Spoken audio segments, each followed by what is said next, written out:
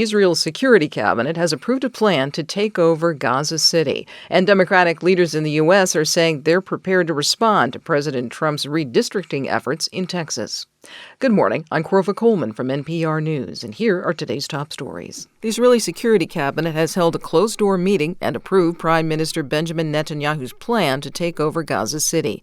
Israeli media report the approval came over objections from Israel's top military chief. He reportedly said the effort would endanger Israeli hostages and further strain the military. NPR's Eleanor Beardsley reports. Israelis woke up Friday morning to the news that their military will take full control of Gaza City, an area crammed with hundreds of thousands of people, many living in tent camps. It's awful. I don't know what to say. 62-year-old teacher Rebecca Hofstein says she had hoped the nearly 2-year war would end in a ceasefire and hostage deal. It's unbelievable.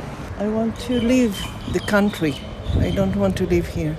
As Jews, it's the most awful decision. Tens of thousands of Israelis protested across the country leading up to the vote. Among them were former hostages who say a military offensive deeper into Gaza is a death sentence for the remaining hostages. Eleanor Beardsley, NPR News, Tel Aviv. The political battle is escalating in the U.S. over redrawing congressional maps before next year's midterm elections. Democratic leaders across the country say they're ready to fight back against President Trump's efforts to secure more safe Republican seats. NPR's Ashley Lopez reports. This all started with efforts in Texas to draw 5 more seats for Republicans. In response, Texas Democrats fled the state to stall the legislature's approval of a new map. In the meantime, Democratic leaders across the country are looking at ways to secure more seats for their party. California Governor Gavin Newsom wants voters to approve a ballot measure that would change their congressional map to add 5 more safe Democratic seats for the next 3 election cycles. New York Governor Kathy Hochul says she's also making plans to, quote, fight fire with fire. Ashley Lopez, NPR News. In addition to the redistricting arguments, President Trump has called for a new national census. These are usually done every decade, and the last one was taken in 2020. The data are used to apportion how many seats each state gets in the U.S. House and the Electoral College. Trump wants a new census that does not count people who are in the U.S. illegally. But the U.S. Constitution says a census must count the whole number of persons in every state. NPR's Hansi Lo Wang says it's not clear how a new census might proceed. According to Article 1, Section 2 of the Constitution, no president can just order a census. Congress has final authority over the census. Now, decades ago, Congress did pass a law that allows for a mid-decade census, but we're past the timeline for that.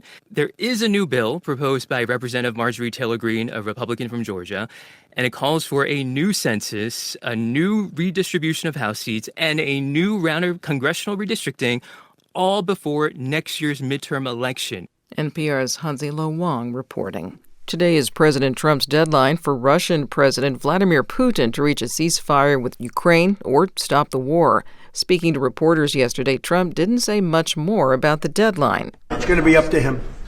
We're going to see what he has to say. It's going to be up to him. Very disappointed. Trump has previously said he'll increase sanctions against buyers of Russian oil if no ceasefire is reached. He's already done that with India. But Trump also says there's a good prospect he'll meet with Putin and with Ukrainian President Volodymyr Zelensky. Trump said he was not making a meeting with Putin contingent on Putin also meeting with the Ukrainian leader. Separately, Trump says he will welcome the leaders of the warring nations of Armenia and Azerbaijan to the White House today. He also says they are going to sign a peace agreement. Transgender people serving in the U.S. Air Force have been denied requests for early retirement after the Trump administration ordered them to leave the service. NPR's Quill Lawrence reports. About a dozen trans service members with 15 to 18 years in were permitted to apply for early retirement with full benefits after the executive order that banned trans troops from serving openly. But according to an Air Force spokesperson, all of those applications have been denied. Despite their many years of service, they now have the same options as thousands of other trans troops, either quit or be kicked out without the significant financial benefits they'd have earned with retirement at 20 years. In May, the Supreme Court allowed the Trump administration's ban on trans people in the military to go forward, though the Pentagon has offered no evidence that their service hurt readiness or good order and discipline. Quill Lawrence, NPR News. The president is directing colleges that receive federal funding to share detailed admissions data with the Trump administration. The presidential memo is intended to monitor race-blind admissions in colleges. NPR's Sequoia Carrillo reports. The president is expanding the type of admissions data that colleges are required to share with the government. In recent weeks, Brown and Columbia have agreed to multi-million-dollar settlements with the administration that include a similar condition. This memorandum seeks to expand that system to all schools that receive federal funding. In 2023, the Supreme Court ruled that universities could no longer take race into account as a specific reason for admission. The Trump administration says it needs more data to ensure that schools are complying. The move comes at a tricky time for the Department of Education. On August 1st, nearly 1,400 staffers were let go, including many data scientists. Sequoia Carrillo, NPR News. NASA is accelerating plans to put a nuclear reactor on the moon. As NPR's Chandalise Duster reports, some researchers believe it's time, but others worry about the cost. A new directive from acting NASA Administrator Sean Duffy calls for development of a nuclear reactor for the moon by 2030. Roger Myers is a space nuclear power expert. He says that nuclear power is the only option for astronauts facing 2-week-long lunar nighttime. The sun and batteries does not work. We're going to have nuclear power. Myers applauds the decision to accelerate the nuclear power program.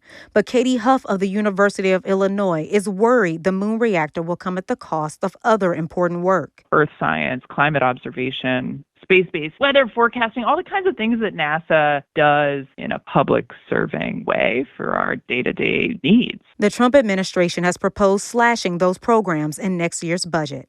Chandalise Duster, NPR News. A new study suggests that our ability to communicate using words and gestures may go back further than we thought.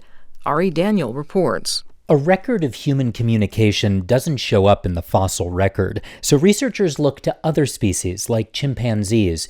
The idea is the traits we share with chimps today could go back to at least when our ancestors diverged.